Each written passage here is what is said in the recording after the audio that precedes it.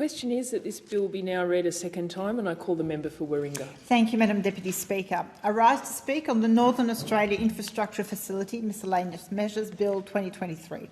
The aim of this bill is to increase the NAIF appropriation from some $5 billion to $7 billion. Now, the Northern Australia Infrastructure Facility, the NAIF, was established in 2016. It's a government agency with $5 billion to invest to provide the basis for economic and population growth in Northern Australia. The NAIF was established with the intent to fill financing gaps in Northern Australia by being more risk-tolerant to uniquely Northern Australian characteristics like remoteness, distance and climate. Because, let's be clear, Northern Australia will be on the front line of global warming impacts. This bill will increase the NAIF's appropriation from $5 billion to $7 billion. It also amends the definition of Northern Australia within the Act to include Christmas Island and the Cocos-Keeling Islands, collectively known as the Indian Ocean Territories. The bill also clarifies that the objectives of the Act includes the provision of financial assistance for the development of Northern Australian economic infrastructure for the benefit of Indigenous persons. I welcome this initiative in increasing consideration of benefit to First Nations people, and I hope that this will contribute towards a much-needed boost for their economic well-being. An agency in that sense. Investment in resource extraction by government, particularly fossil fuel, remains a major concern for many Indigenous people and people across the country. In the last Parliament, in fact, I met a number of community groups and First Nations representatives who came to discuss their concern about the impact on country of certain projects. So I will be proposing amendments at the consideration in detail stage in relation to this bill to prevent this increase in public funds of $7 billion be used to prop up and invest in further fossil fuel infrastructure. With this fund, we are not talking small amounts of taxpayer money. We're talking billions of dollars, huge sum that will be spent, and we can't allow it to become a government-controlled slush fund. We must act to ensure that taxpayer money is not used to support mature technologies. Fossil fuel industries are mature technologies. They should be able to stand up on their own without subsidy. They need to be able to make their own investment. They ultimately make record profits and pay very little tax. At present, Australia's emission reduction target and our obligations under the Paris Agreement are one factor that the board may consider when determining the execution of powers under this Act and determining funding proposals under the NAIF. I strongly believe that these factors should be a must consideration. There should be a threshold consideration to these projects, especially when we are talking about a region of Australia that will be on the front line of impacts. We are talking about a region that will have a terrible time when it comes to insurance, when it comes to unprecedented scale impacts on lifestyle. So it's really important to understand that should be a must consideration, not just a may. Of course, one of the key projects that has had its hand out for funding from the NAIF has been the Beetaloo Basin. It should not be receiving government subsidy under this facility. The Beetaloo Basin is a methane bomb. And it was incredibly disappointing in the last Parliament that, in fact, when the coalition government sought to fund the Beetaloo Basin exploration through the NAIF, that in fact Labor sided with the coalition and voted for that and continued to that.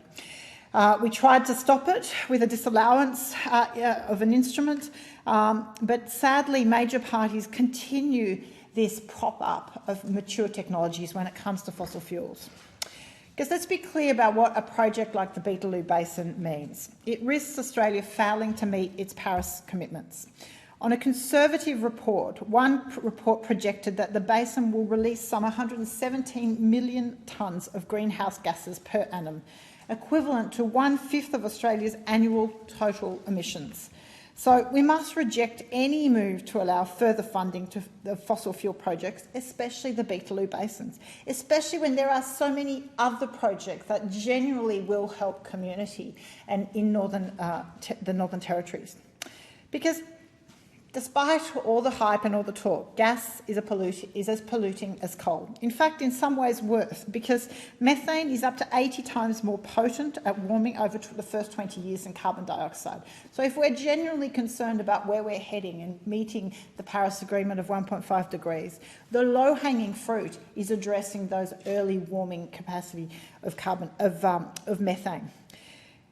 The other reality is projects like the Beetaloo is actually really poor economics. Right now, we know gas companies are making record profits, and they ought to be able to invest in their own development. In fact, just with the budget release and the announcement of the petroleum resource rent tax by the government, we see that the government is giving multinational gas companies the opportunity to recoup their investment on exploration and developing projects for some 7 years. So from when production commences, for 7 years, there is no requirement to pay any kind of royalty on what is extracted. So that is the period assessed as being how to recoup for that investment.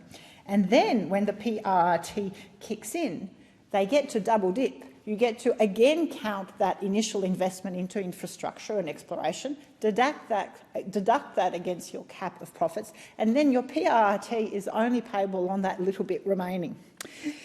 So for me, it just cannot be that on top of all of that very beneficial treatment, and experts have said this is one of the most generous process and tax treatment of gas extraction in the world, we can't as well be spending public money on actually developing the infrastructure that they are going to require.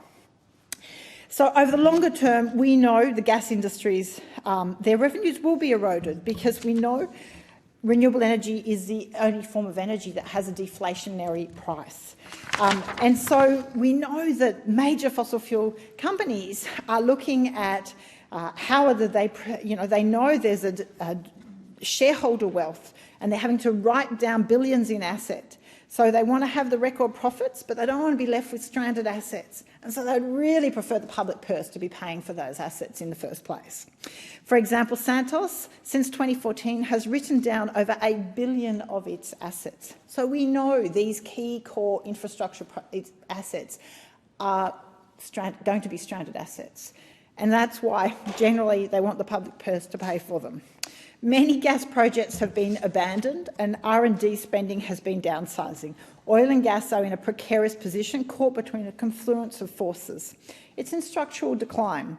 The industry knows this and the market knows this. And that's why they've got their hands out for subsidies from sympathetic governments. And the answer should be an unequivocal no. A recent Grattan Institute report, Flame Out, the Future of Natural Gas, said that the only rational approach for governments, the energy industry and its customers is to begin planning for a future without natural gas, or at least with a substantially reduced role of natural gas. So instead of redirecting funding to fossil fuel projects, the NAIF should be promoting a clean technology vision for Northern Australia.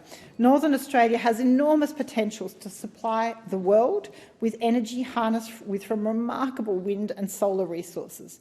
The Sun Cable project and the Asian Renewable Energy Hub are just two examples of what is possible. The amendments that I will propose will ensure that the NAIF funding is directed only towards worthy projects, not fossil fuel projects. The NAIF should remain independent. It should invest only in clean technologies that are actually for the future of Northern Australia. Anything else would be irresponsible and would be public money wasted. And at a time where there is so much need within communities, that kind of prioritising must occur. So I commend the government for the bill, for the support of the Northern Territories, for the funding, but let's get real and make sure that that funding goes to where it should. Thank you. Thank you. The question is that this bill will be now